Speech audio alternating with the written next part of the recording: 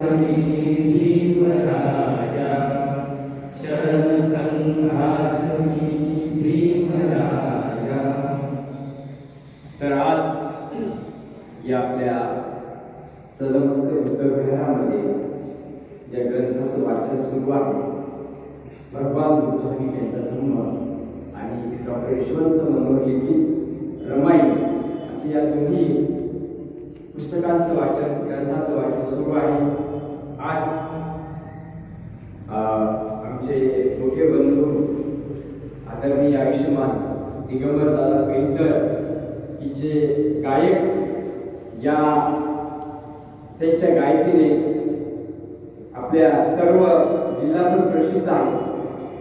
विशेषतः बाबासाहेबांच्या जे गाणं तसेच वामन दादाची जी गाणी आहेत त्यांना सुंदर अशी चाली लावून त्यांनी ती गाणी परत अजरामर केलेली आहेत।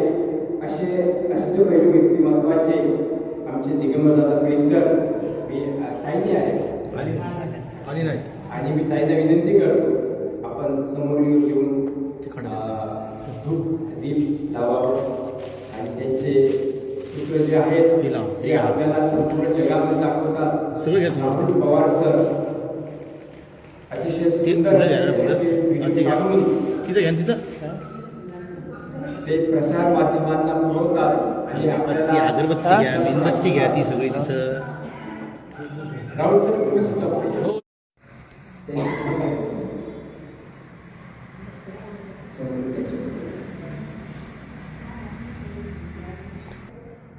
याला हळली प्रत्येक मी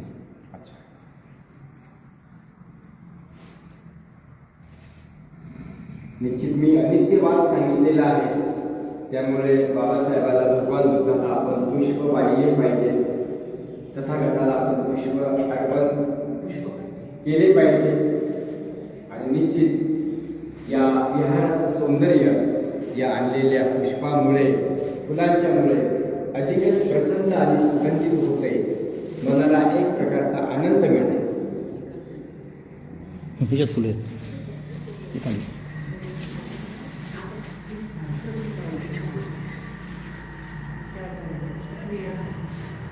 नंतर टाकू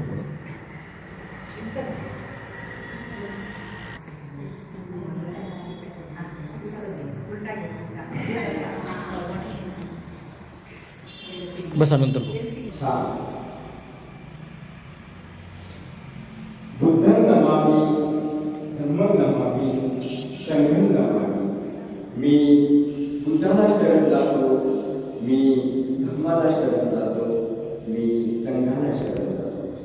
सुंदर असं पवित्र वातावरणामध्ये सुरू असलेला हा धम्मग्रंथ आणि या धम्मग्रंथासाठी आपण उपस्थित आपल्या सर्वांचं मी सदमस्ते बुद्धविहार तसेच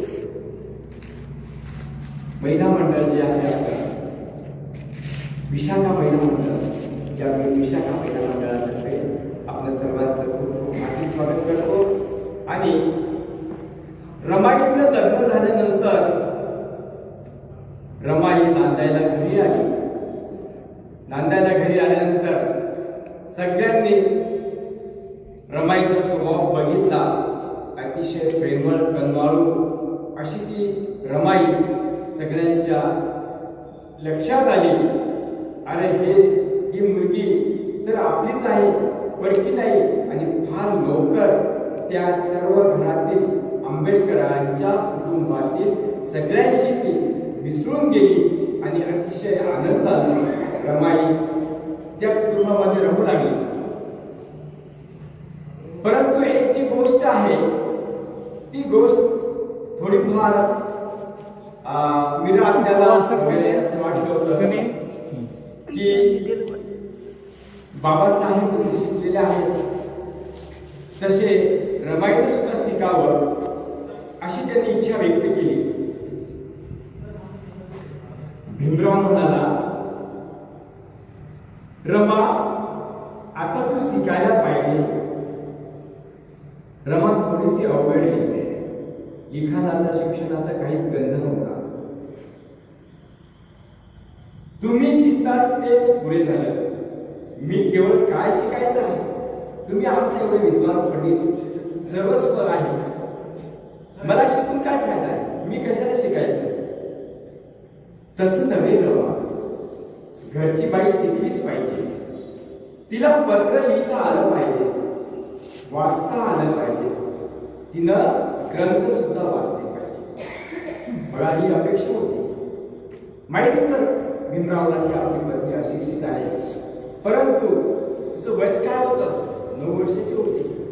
आणि त्यामुळं रमाईने सुद्धा शिकावं, तिला पत्र लिहिता आले पाहिजे, तिला पुस्तक वाचता आले पाहिजे, तिला ग्रंथ वाचता आले पाहिजे, ही मनोकामना भीमरावनं डॉक्टर बाबासाहेब आंबेडकरांनी रमाईजवळ व्यक्त केली. तुम्ही इतके ग्रंथ वाचता की आणखी मी वाचते तर त्यात काय फरक पडणार आहे? पडणार आहे रमा, फरक पडणार आहे. कोणता फरक पडेल?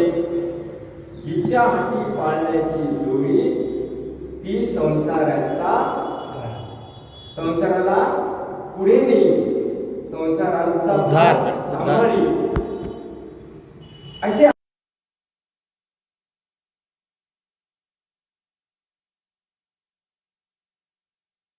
जिचे पाळण्याची दोरी ती संसाराचा भार सांभाळी, पण जर ती शिकलेलीच नसेल तर काय फायदा आहे रमा?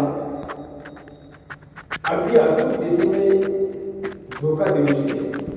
मी देईन की ही झोका आपल्या बाळाला. हो, ते ठीक आहे, पण बाई सुखी असली तर घरातील वातावरण बदलतं, घरातील दालन उजेडानं भरून जातं. आणि निश्चित बाई जर शिकलेली असेल तर ते घरातलं जे दालन आहे किंवा घरातले वैचारिक पातळी जी आहे ती सुधारते.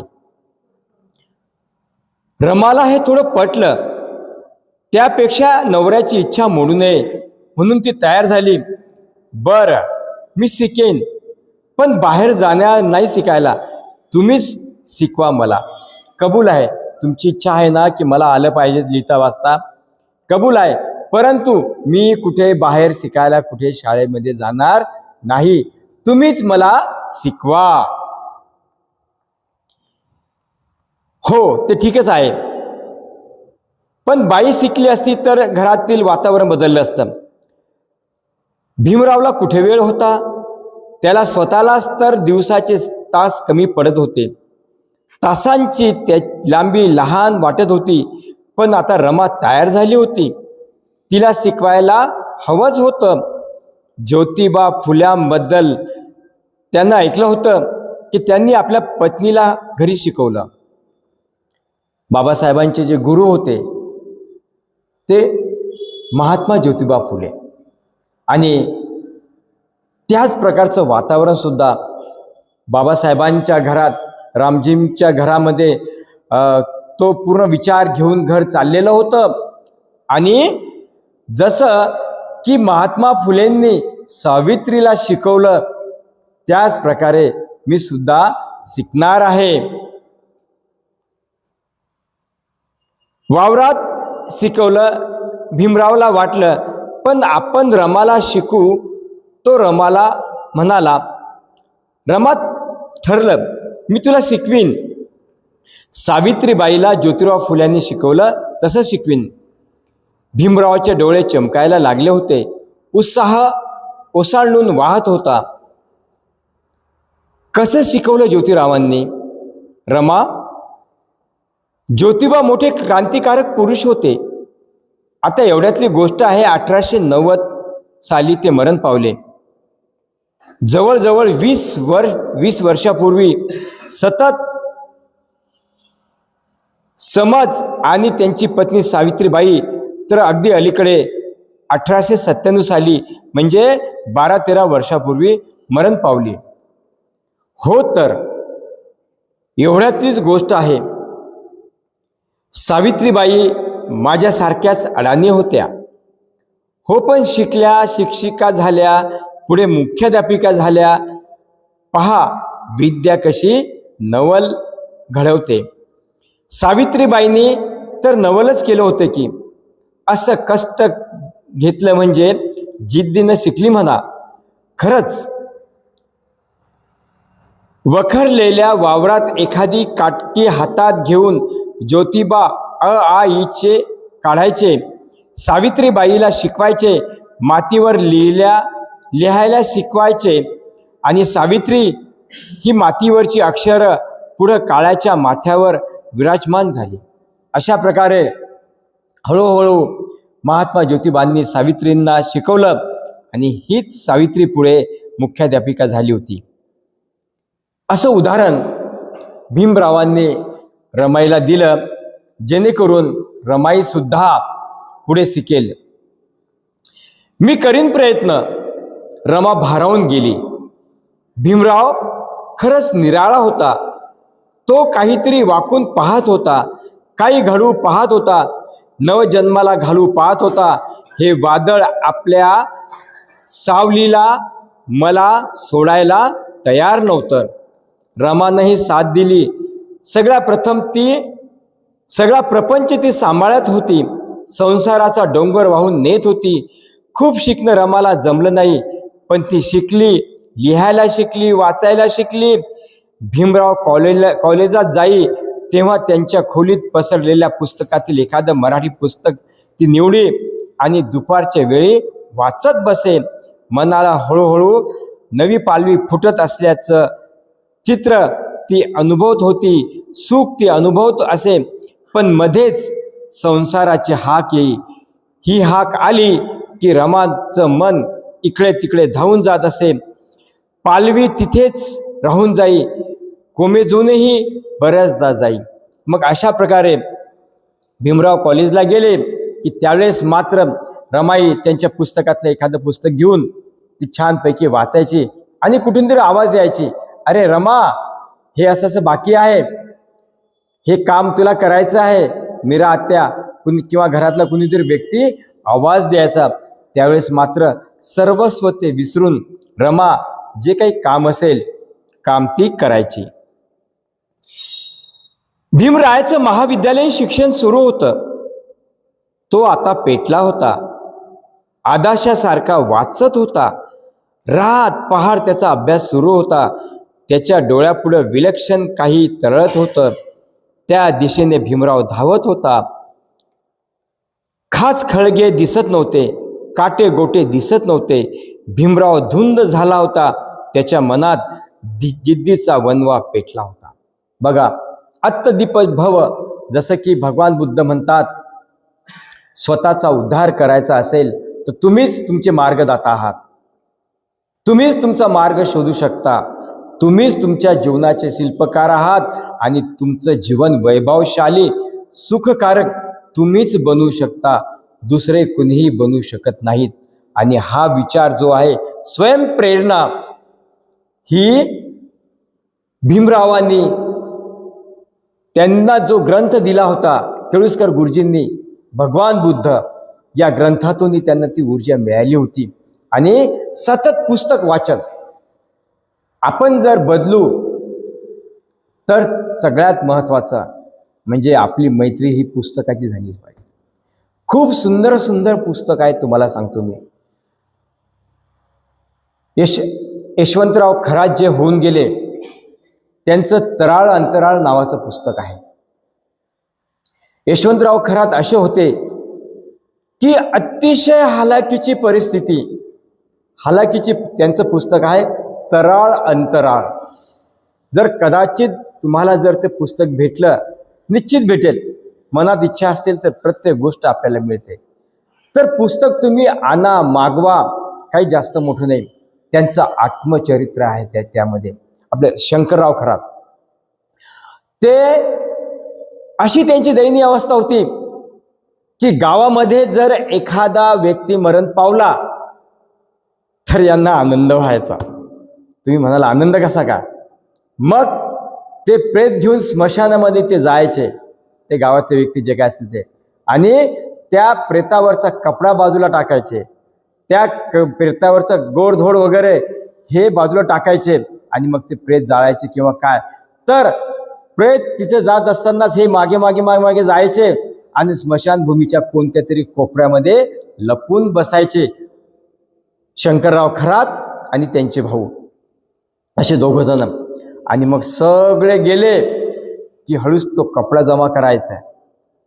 ते जे काय अन्न वगैरे ते दिलेले असेल ते घ्यायचे आणि मोठ्या आनंदात जाऊन घरी यायचे. आणि त्यात मग शर्ट शिवायचे, त्यात कपडे शिवायचे. हे तराळ अंतराळामध्ये शंकरराव खरात त्यांच्या आत्मचरित्रामध्ये खूप सुंदर दिलेलं आहे. त्यांच्या वडिलांचा धंदा होता लाकूड तोडण्याचा, लाकूड फोडण्याचा. काय ते 7वी 8वीला धडा आहे राहुल सर तो. तर त्यांच्या बहिणीचं पत्र येतं मुंबईवरून.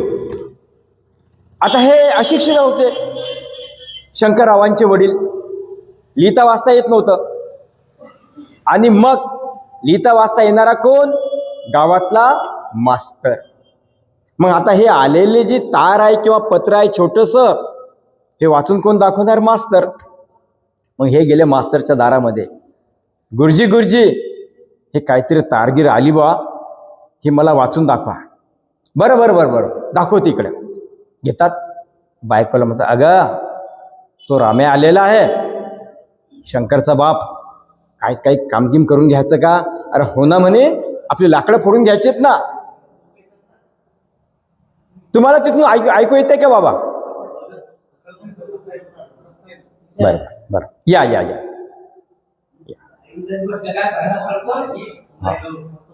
हो. तर अगं तुला काही कामगिम करून घ्यायचं का? हो तर ते काय आपले लाकडं फोडायचे बाकी आहेत ना, पडलेले आहेत. तोपर्यंत तुम्ही त्याला ती तार सांगूच नका, पहिलं काम करून घ्या. मग आले बाहेर. अरे राम्या काय ते, हे बघ थोडे जरा लाकडे बाकी आहेत, तेवढे फोडून देणार आहे. तोपर्यंत मी आंघोळ करतो आणि मग मी तुला सांगतो. बरं बरं बरं. अशिक्षित, अडाणीपणा. झालं. अर्धा 1 घंटा ते लाकडं फोडून झाले. मास्तरनं दारातूनच पाहिलं काम झालं किंवा नाही.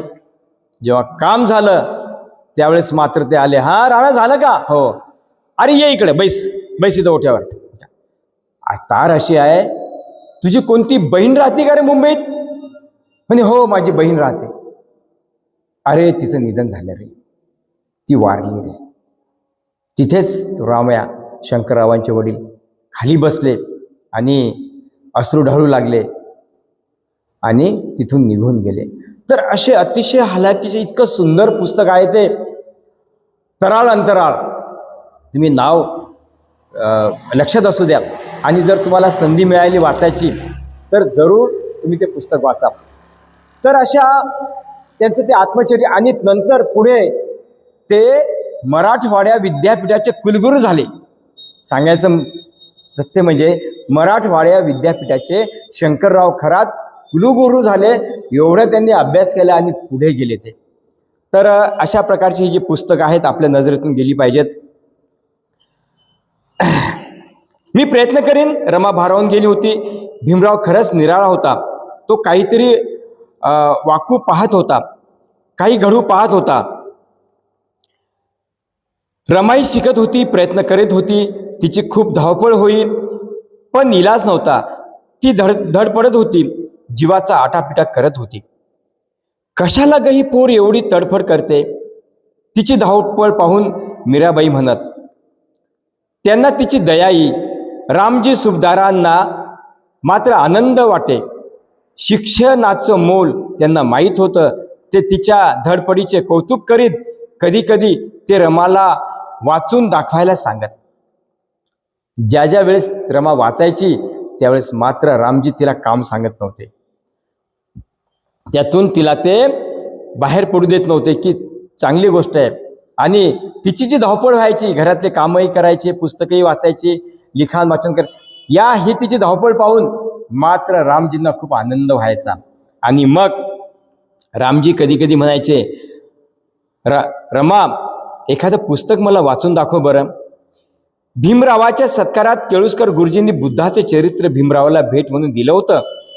भीमराव कॉलेजात गेला होता. सुभेदारांनी ते पुस्तक काढलं.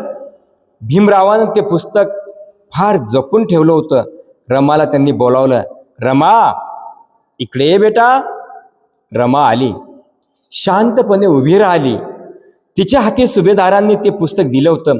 म्हणाले, काय? वाच. 1 तासभर रमा सुभेदारांना ते पुस्तक वाचून दाखवत होती. बुद्ध ज्ञानाच्या शोधात निघतो. यशोधरेला आणि लाडक्या राहुललाही सोडून जातो.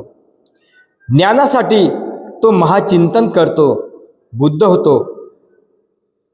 जग आता त्याला आदरानं मुजरा करतं. हा भाग त्यांना रमा वाचून दाखवत होती. सुभेदारांचे डोळे पाणावले होते. रमाई थोडी गदगदली होती. भीमरावही बुद्धासारखेच कठोर अध्ययन चिंतन सुरू केले होते. सुभेदारांना वाटलं, बापाचं मन त्या गौरवानं गदगदलं. त्याचे डोळे भीमराव खूप मोठा झालेला पाहत होते. भीमाच्या जागी त्यांना विश्ववंदनीय बुद्ध दिसत होता. आजचा महाबुद्ध, युगंधर बुद्ध. बघा केवढी मोठी दूरदृष्टी सुभेदारांची होती. ज्यावेळेस सिद्धार्थ यशोधरेला आणि आपल्या बाळाला सोडून जातात आणि ज्ञानी बनतात, तेच तसंच चित्र त्यांच्या डोळ्यासमोर उभं राहिलं की माझा भीमराव सुद्धा या सगळ्या हाल अपेष्टा सहन करून, धावपळ करून तो सुद्धा या ध्यान साधनेमध्ये मग्न झालेला आहे आणि मला भीमरावला मोठं झालेलं पाहायचंय, खूप मोठा साहेब झालेला पाहायचंय. हे चित्र त्यांच्या मनामध्ये त्यांनी बिंबवलेलं होतं. असे दिवस जात होते. सुभेदाराचं घर बदलत होतं. वेगळा ऋतू या घरात सुरू झाला होता आणि एके दिवशी एक नवा जीव या घरामध्ये आला. अनेक दुःख जर असतील आणि एखादं जर सुख आलं तर ते सगळं दुःख आपण विसरून जातो. त्याच प्रकारे आंबेडकरांच्या घरामध्ये सुद्धा एक बाळ जन्माला आलं होतं. 1912 सालातला डिसेंबर महिना होता. रमा आई झाली होती. बघा किती आनंदाची गोष्ट आहे. रमा आई झाली होती आणि भीमराव बाप झाला होता. सगळं घर प्राजक्तासारखं फुललं होतं. रमा आता माता झाली होती. रमाईचं मन कृतज्ञतेनं ओथंबलं होतं. आपल्या दुःखावर तिने विजय मिळवला होता. एक सगळ्यात मोठं संकट होतं तिच्या लग्नाचं. ते चांगल्या प्रकारे जे तिचं लग्न झालं ते संकट दूर झालं. ती संसारात रमली आणि दुसरं जे दुःख होतं मुलाबाळाचं आणि तिला सुंदर असा मूल 1912 साली झाला. तो विजय तिने मिळवला. भीमरावाच्या पोराचं सुभेदाराकडे केवढं कौतुक. नातू झाला होता त्यांना. ते स्वतःच लहान आनंद ओसाडून वाहत होता. असे 15 दिवस गेले, महिना गेला. बाळाचं नाव ठेवायचा दिवस ठरला. कोणी गोविंद नाव ठेवलं, कोणी केशव नाव ठेवलं, कोणी वामन ठेवलं, कोणी अशोक ठेवलं, कोणी काही अशी खूप नाव त्या बायकांनी ठेवली. पण भीमरावला त्यातले एकही नाव आवडलं नाही. एकदा निवांत वेळ होती. बाळ पाळण्यात खेळत होतं. त्याचं हाऊ चाललं होतं. भीमराव रमाला म्हणाले, बायांनी ठेवलेल्यापैकी तुला कोणतं नाव आवडलं? ज्या बाया आल्या होत्या त्यांनी जे नाव गोविंदा वगैरे असे नाव जे ठेवलेत त्यापैकी तुला कोणतं आवडलं? बाळांनी ठेवलेल्यापैकी तुला कोणतं नाव? मला त्यातलं एकही नाव आवडलं नाही. रमाने स्पष्ट सांगितलं. दांडगे साहेब समोर या ना, मला तुमचा चेहरा दिसला पाहिजे. नाही खाली नाही बस. असं बाजूला बाबांच्या बाजूला बसा. हा बसा. हा तुम्ही दिसले इंगळे साहेब म्हणजे माझी ताकद वाढते. कारण तुमचं घर माझ्याच घराजवळ आहे, त्याच्यामुळे माझी ताकद वाढते. मग अशा प्रकारे सगळीकडे आनंद झाला. आणि नाव एकही आवडलं नाही. मी सांगतो एक सुंदर नाव तुला. बाबासाहेब बोलले, कोणतं? यशवंत नाव. फारच छान.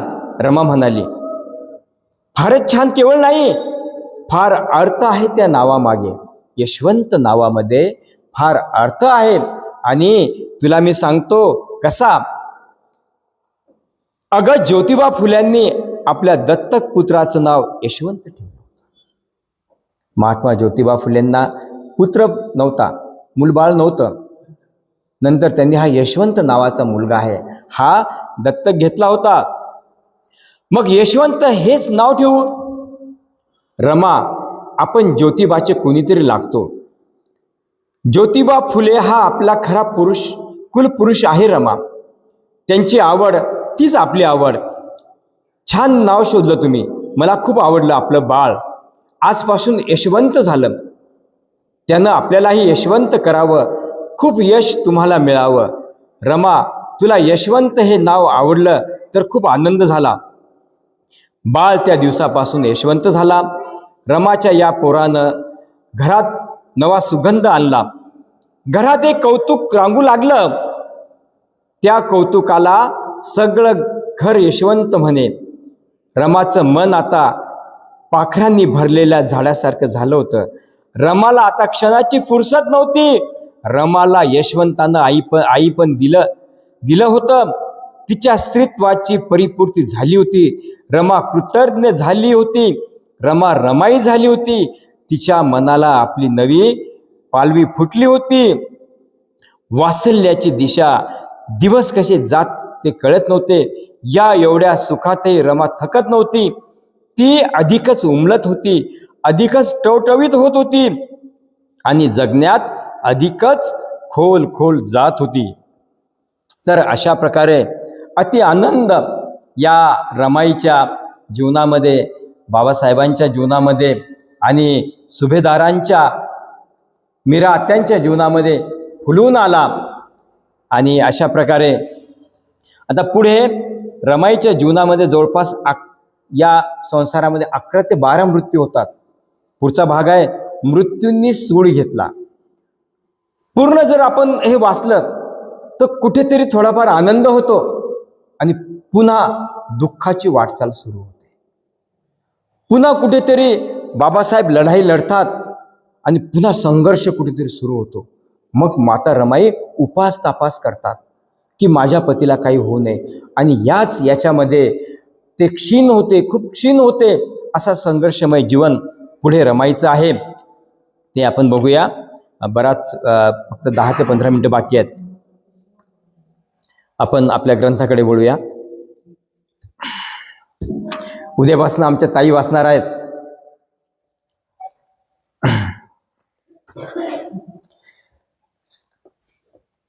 आमच्या मीनाताई उद्यापासून ग्रंथाला सुरुवात करणार आहेत आणि निश्चित मलाही थोडा आराम मिळेल. जवळपास आज मला वाटते राहुल सर किती दिवस होत आहेत? 29 तारखेपासून आपण आहोत सोबत. किती 14 दिवस होतात का? 14 दिवस. 14 दिवसामध्ये आपण बरंचसं पुढे गेलेलो आहोत आणि बरेचसे तुम्हालाही मी समजून सांगण्याचा प्रयत्न केलेला आहे.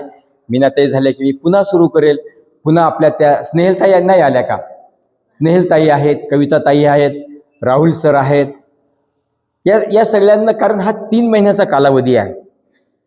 3 महिन्याच्या कालावधीमध्ये आपल्याला अनेक बाबासाहेबांच्या जीवनातील घडामोडी, अनेक दृष्टांत पाहायचे, अनेक जातक कथा आहेत.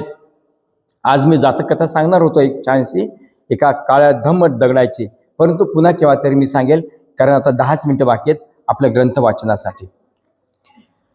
मग अशा प्रकारे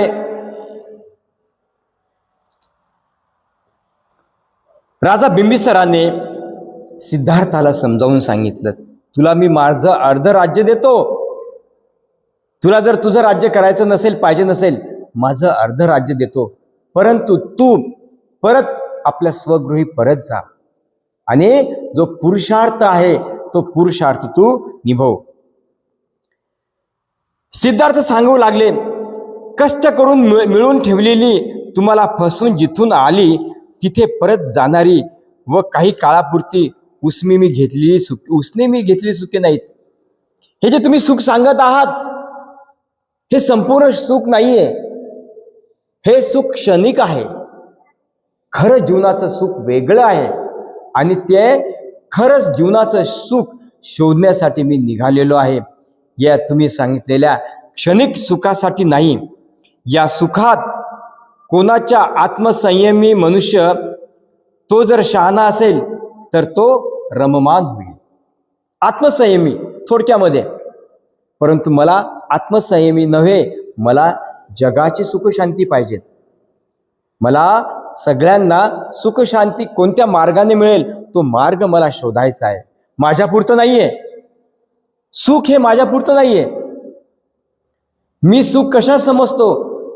ज्या वेळेस माझ्या वाणीने माझ्या कर्तृत्वाने इतर प्राणी मात्र सुखी होतील, माणूस सुखी होईल, त्यावेळेस मी समजेल की हे खरं सुख आहे, माझं वैयक्तिक सुख नाही. अशा प्रकारे सुंदर विचार राजा बिंबिसाराला सिद्धार्थ सांगू लागले. ज्यांचा शोध करून ती प्राप्ती करत असताना तुमच्या वासना भडकतात, अशा गवताच्या बुद्धीप्रमाणे असलेल्या सुखात कोणत्या आत्मसंयमी माणसाला समाधान लाभेल?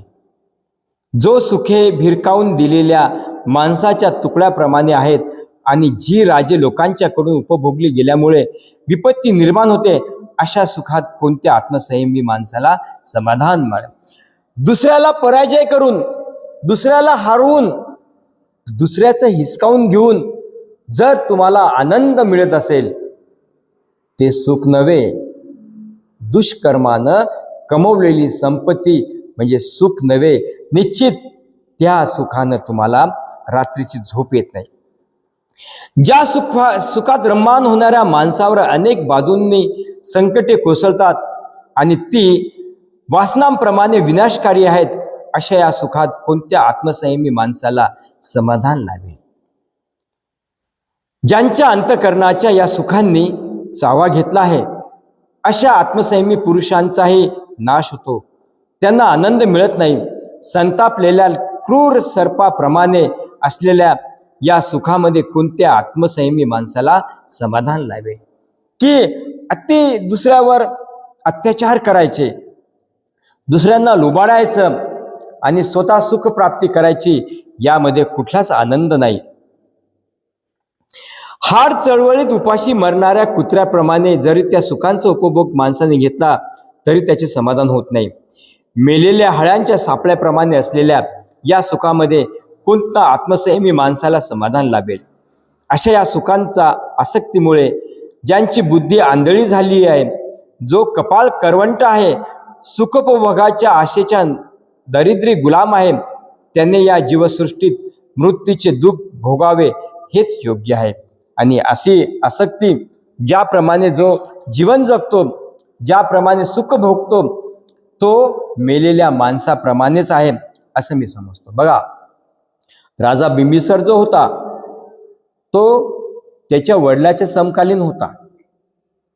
त्याचे जे वडील होते राजा शुद्धोधन यांचं आणि राजा बिंबिसारांचं खूप घनिष्ठ मैत्री होती आणि त्यामुळं ते राजा बिंबिसार सिद्धार्थाचं मन वळवण्याचा प्रयत्न करत आहेत आणि सिद्धार्थाला तर अजून ज्ञानप्राप्ती झाली नव्हती. ज्ञानप्राप्तीच्या अगोदरचा हा संघर्ष आहे सिद्धार्थाचा, की त्याला संपूर्ण त्याच्या विचारापासून परावृत्त करून त्याला स्वगृही घेण्याचा. याचप्रमाणे झोपेची गुंगी घालवण्यासाठी बिछाना असतो. माणसाचा शीन होऊन नये म्हणून वाहन असते.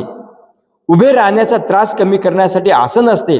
तसेच शरीराची शुद्धी, आरोग्य आणि शक्ती यांच्यासाठी स्नान हे आसन असते, स्नान असते, साधन असते. म्हणून बाह्य वस्तू म्हणजे मानवाच्या दुःख निवारणासाठी साधने होत. ते आनंदाच्या उपभोगाचे मार्ग नव्हेत, केवळ प्रतिबंधक म्हणून ज्याचा उपयोग केला जातो. अशा त्या बाह्य वस्तूपासून आपल्याला आनंदाचा उपभोग मिळतो असा कोणता शहाणा माणूस मान्य करेल?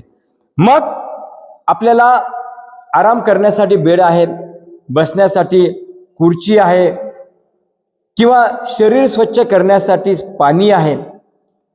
परंतु हे जे सुख आहे हे आंतरिक सुख नाहीये, हे मनाचं सुख नाहीये, हे बाह्य सुख आहे. आणि याच बाह्य सुखामध्ये तुम्ही भ्रमित झालेले आहात. हे जे बाह्य सुख आहे यामध्येच तुम्ही भ्रमित झालेले आहात. आंतरिक सुखामध्ये तुम्ही थांबलेले नाहीयेत. पित्त कोपाच्या तापाने फणफणल्याप्रमाणे शीलतेच्या उपाययोजनांनी दुःख कमी करण्यात गुंतला असतात. तो ज्या उपाययोजना म्हणजेच आनंदाचा उपयोग असे समजतो, तो सुखांना आनंद हे नाव देतो. ज्या अर्थी सर्व सुखामध्ये चंचलता आढळून येते, त्या अर्थी मी त्याचा आनंद हे नाव देऊ शकत नाही. कारण सुखामागून दुःख येणे हेच मुळी त्याची वैशिष्ट्य आहे. आणि जेवढे तुम्ही स्वतःच्या सुखासाठी, स्वतःच्या जास्त सुखासाठी विलोभनीय व्हाल, जास्त सुखासाठी तुम्ही लालसी व्हाल, त्या मागोमाग हळूहळू दुःख सुद्धा केव्हा येईल हे तुमच्या लक्षात येणार नाही. त्या पाठीमागे दुःख सुद्धा आहे, पण केव्हा? अति उत्साही असाल तेव्हा. केव्हा? जेव्हा तुम्ही मध्यम मार्ग जगत नसाल तेव्हा. अति उत्साही, अति आनंदी होणं आणि अति दुःख होणं हे आपल्या शरीराला हानिकारक आहे. आपल्या शरीराला हानिकारक होईल, होणारच आहे, आपण ते घेणारच आहोत, असा जो विचार करतात त्याला सर्व साध्य होते. पण अरे कानी मिळालं ते मला, ते तर मला मिळायला पाहिजे होतं, अरे तुला इतका वेळ का झाला, अरे त्याला काही कारण असेल, लागलीच आपण त्याच्यावर द्वेष भावनेनं बोलायचं नाही. हा जो संयम आहे, हा संयम माणसाच्या जीवनामध्ये म्हणजे संसारामध्ये इतरांशी सुद्धा वागताना संयम फार महत्वाचा आहे. आणि दुसरी गोष्ट म्हणजे सगळ्यात मोठं जर शस्त्र असेल, तलवारीपेक्षा जर मोठं शस्त्र असेल, कोणतं आहे अरुण दादा? राहुल सर? आपली वाणी, आपले शब्द, हे सगळ्यात मोठं शस्त्र आहे. युद्ध जे होतात किंवा हे जे मोठे भांडणाचे प्रकार किंवा हे जे काय होत आहे हे केवळ शब्दांनीच होतं. आणि नंतर मग शब्दांच्या नंतर मन भडकवल्या जाते आणि मग नंतर तुमचे अस्त्र चालतात, तुमचे तोफगोळे चालतात, तुमचे बॉम्ब चालतात. परंतु पहिलं शस्त्र कोणतं चालवलं जाते? तुमची वाणी. त्यामुळं इतरांशी बोलताना, घरच्यांशी बोलताना खूप मान सन्मानानं बोला. आपले आईवडील असतील त्यांचा खूप आदर करा. हे जे छत्र आहे आई वडिलांचं क्षणिक आहे, हो क्षणिक आहे. नका त्यांचं मन थोड्या थोड्या गोष्टीमुळे दुखू, त्यांचा आदरच करा. मला ही वृत्ती मुस्लिम लोकांमध्ये खूप दिसली पहा. त्यांचे जे वयोवृद्ध लोक असतात ना, आणि तुम्हाला सांगतो मी, तुमच्या लक्षात आलं असेल की हे जे वृद्धाश्रम आहेत, या वृद्धाश्रमामध्ये मुस्लिम लोकातील कुणीही आई वडील दिसत नाहीत. मी मुस्लिम बऱ्याचशा लोकांची चर्चा पण केली की का बरं तुमच्यामध्ये असं दिसत नाही? नाही सर, हमारे लिए जन्नत है म्हणतात ते. आमचे आई वडील जे आहेत ते आमच्यासाठी जन्नत आहेत. आणि मी पाहिलं त्यांच्याशी बोलताना इतकं सुंदर बोलतात ते. आईये बैठिये, त्यांचे आदर जे बोलतात त्यांच्यामध्ये मोठ्यांशी आहो खावणं, आणि ते मोठे सुद्धा लहान मुलांशी सुद्धा आहो खावणं बोलतात.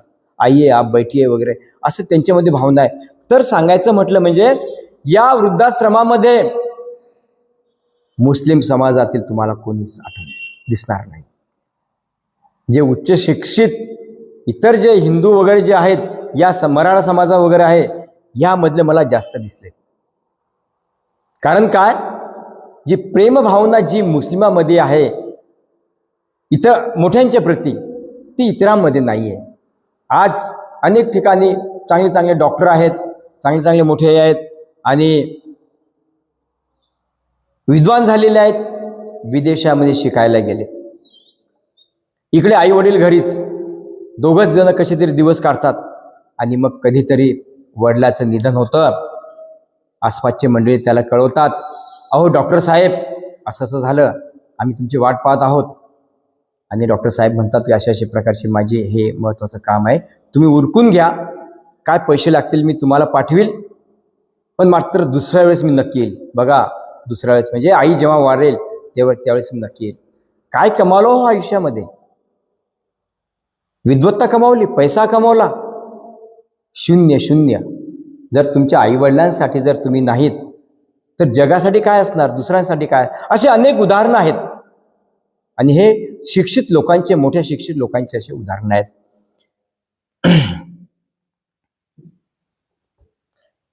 तर अशा प्रकारे असं जे जगणं आहे, हे जगणं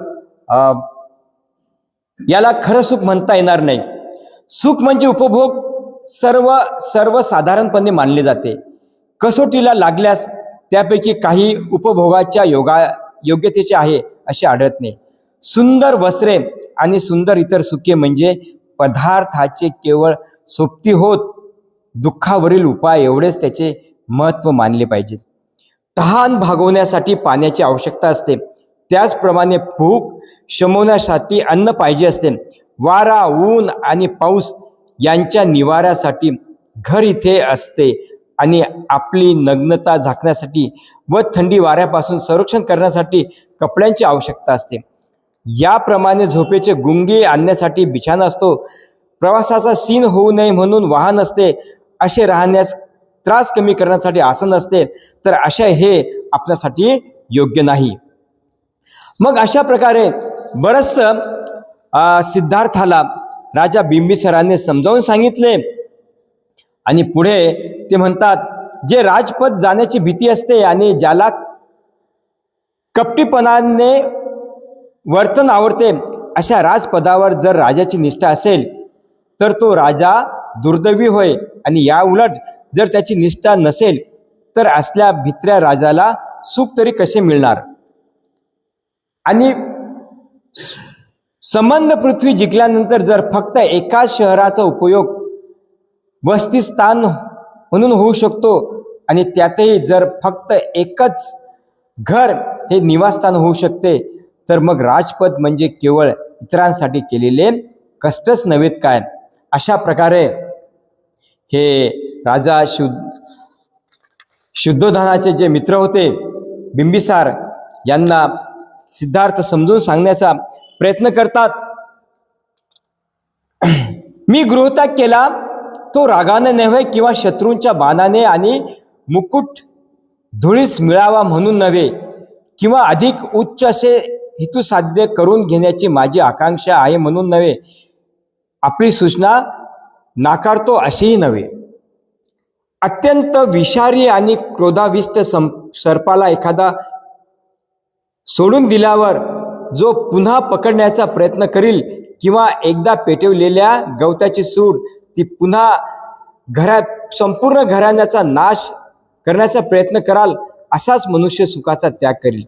सर्वत्र असून स्वतंत्र असून बंधनात असलेल्याचा हेवा करील, असाच मनुष्य सुखाचा त्याग केल्यावर पुन्हा त्याच्या पाठीमागे लागेल. डोळस असून जो आंधळ्याचा हेवा करील, स्वतंत्र असून बंधनात असलेल्यांचा हेवा करील, श्रीमंत असून कंगाल माणसाचा हेवा करील, शहाणा असून वेड्यांचा हेवा करील, तोच मी म्हणतो फक्त तोच मनुष्य ऐहिक सुखाच्या मागे लागलेल्या माणसांचा हेवा करील. माझ्या सन्मित्रा, मी भिक्षेवर गुजराण करतो त्याची कीव करण्याचे कारण नाही. त्याला या जगात उत्कृष्ट समाधान लाभते, संपूर्ण शांती मिळते आणि त्याच्या दृष्टीने परलोकातील सर्व दुःखे नाहीशी झालेली असतात. परंतु संपत्ती मान असूनही जो लोभिष्ठ आहे, ज्याला या जगात शांतीचे समाधान लाभत नाही, तरच परलोकी मात्र सुख अनुभवावे लागते, त्याची मात्र कीव केली जाते. आपण जे मला सांगितले, आपले चारित्र्य, आपला जीवनमार्ग आणि आपले कुळ यांना शोभेल असे आहे. आणि माझा निश्चय पार पाडणे हे देखील माझे चारित्र्य, माझा जीवनमार्ग आणि माझे कुळ यांना शोभेल असेच आहे. तुमचं जे कुळ आहे, तुमचा जे जे गोत्र आहे किंवा ज्या प्रकारे तुम्ही शूरवीर आहात, ज्या प्रकारे तुम्ही नाव आहे तुमचं, त्याप्रमाणे तुम्ही मला सांगितलंय, धन्यवाद. परंतु मी सुद्धा माझं ज्या प्रकारे चारित्र्य आहे, जीवनमार्ग आहे आणि जे कुळ आहे, याला शोभेल असाच मी विचार तुमच्या समोर मांडलेला आहे. आणि हे राजा, मी माझ्या या विचारापासून मागे सरणार नाही. मी माझं जे ध्येय आहे मानव कल्याणासाठी ज्ञानप्राप्तीचं, ते ज्ञानप्राप्ती केल्याशिवाय मी मात्र मागे येणार नाही. आणि अशा प्रकारे राजा बिंबिसाराला आपला उपदेश करून सिद्धार्थ हे पुढे निघाले. पुढे पुन्हा गौतमाचे उत्तर आहे, याचा उत्तरार्ध आहे, अतिशय सुंदर भाग आहे. तर आज आपण या ठिकाणी थांबूत. साधु साधु साधु. काही काही ठिकाणी हे जे विचार आहेत हे थोडे कठीण आहेत, परंतु आपण जर त्याची अधिक चांगल्या प्रकारे त्याची फोड करून सांगितली.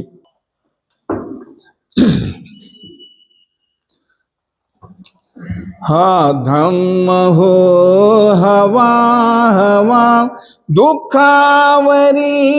ही दवा, मी सांगतो म्हणून नव्हे स्वतः तुम्ही अनुभवाव. हा धम्म हो हवा हवा दुःखावरील ही दवा, मी सांगतो म्हणून नव्हे स्वतः तुम्ही अनुभवाव. दुःखाने विश्व सारे तुडुंब भरले आहे रे, व्याधी व्यथा जरा मरण तुझेचा वाट पाहि रे. जीवन प्रवासी मानवा विसावा शांतीचा हवा, मी सांगतो म्हणून नव्हे स्वतः तुम्ही अनुभवाव. मोहामुळे तृष्णेमुळे दुःखाची होई निर्मिती, अनेक दुःख वेदना कुकर्माची परिणिती. पुसावे सारे आसवा ठेवावे दूर वैरवा, मी सांगतो म्हणून नव्हे स्वतः तुम्ही अनुभवा. हा धम्म शिकवितो नीती मैत्री भावना प्रीती, सतधम्माची ही प्रचिती मिळेल तयाने सुगती. बंधु भाव वाढवा मैत्री भाव जागवा, मी सांगतो म्हणून नव्हे स्वतः तुम्ही अनुभवा. आपण धम्मास ओळखा लावा कसोटी पारखा, हा सत्य सत्य सारखा झाला विश्व लाडका. अष्टांग मार्ग ही दवा सतधम्माचा हा गोडवा, मी सांगतो म्हणून नव्हे स्वतः तुम्ही अनुभवा. हा धम्म हो हवा हवा दुःखावरील ही दवा, मी सांगतो म्हणून नव्हे स्वतः तुम्ही अनुभवा.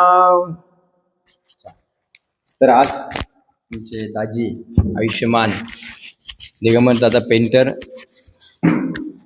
उत्कृष्ट गायक, यांच्यातर्फे आज प्रसाद आहे. राहुल पवार सर, आमच्या ताई,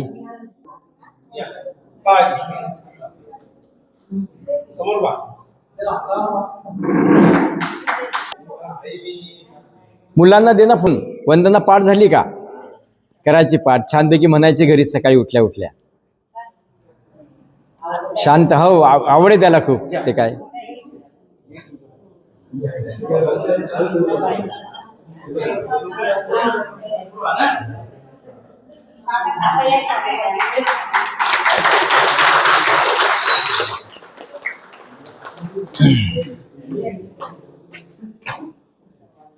घ्या.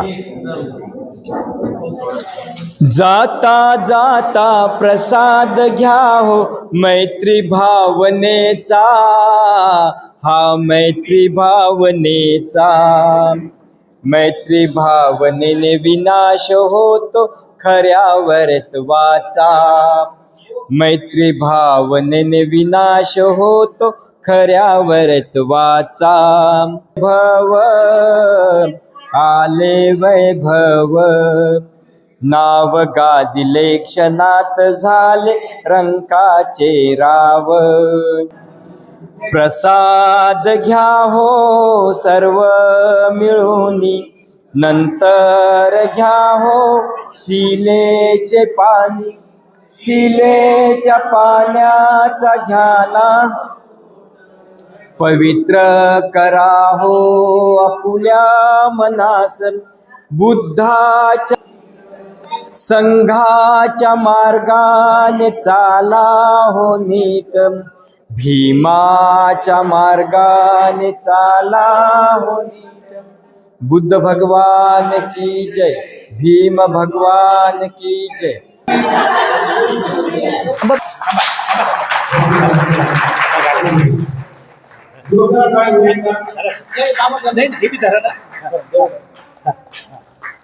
बापरे बापरे. इथेच नका थांबू, मला पुढे जायचं. लक्षात भरपूर काही मला सांगायचंय.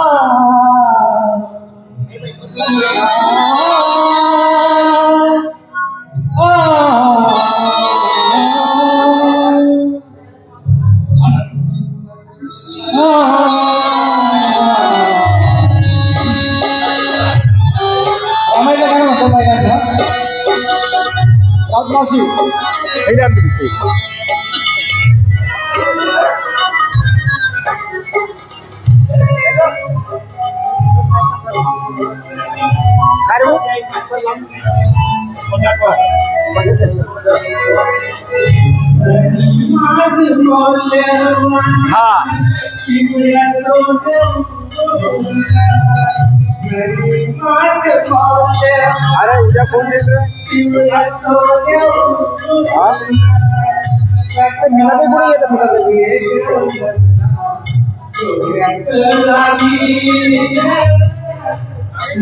मला ते पुढे येतं.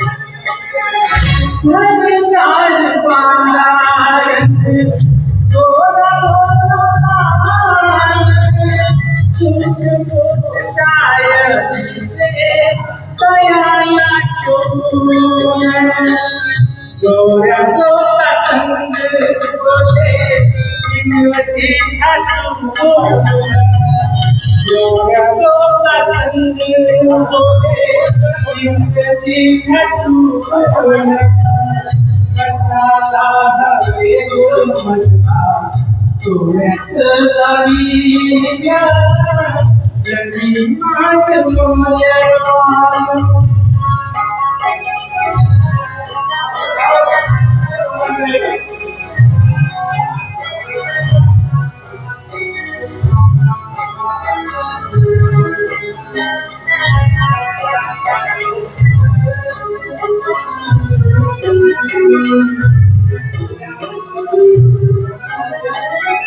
फुला संग यावा मातीला सुगंधा कसा लागला भिंगरामाचा सुगंध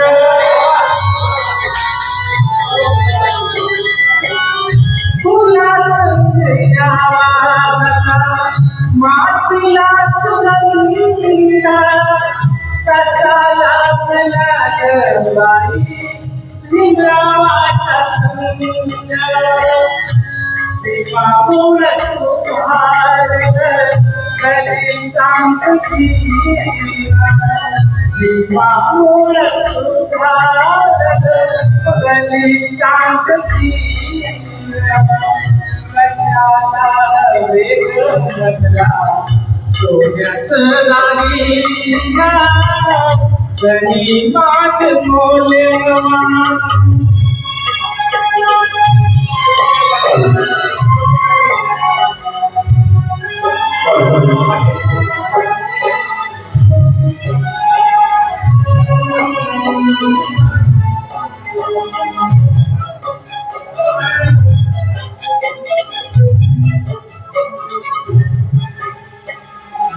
दलितांचे बाबा झाले माझे पतीला आणि 9 कोटीची मी त्याच्यामुळे आज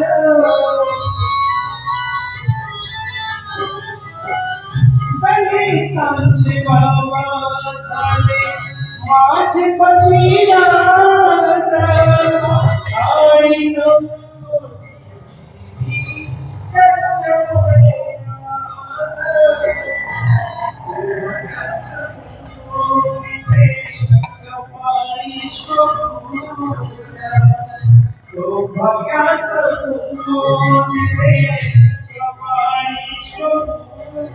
हॅलो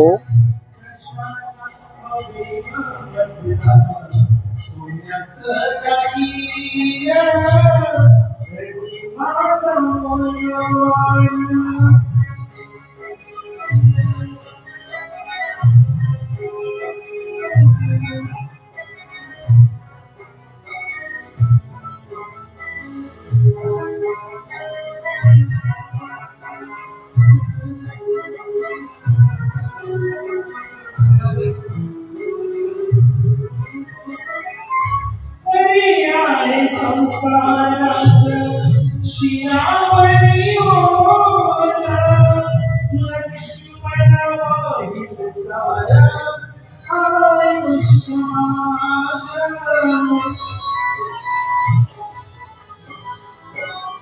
जरियाने संसाराचा शिरावरी होता लक्ष्मण सारा आयुष्मान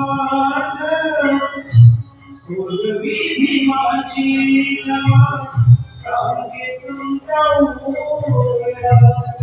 पूर्वी नमाची सांगे समजावूया कशाला हवे बदला सोन्याचं दागिना माझा मौल्यवान एवढ्या सोन्याहून कशाला हवे बदला सोन्याचं दागिना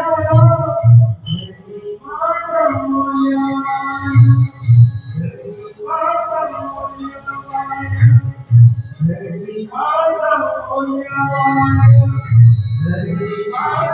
मौल्यवान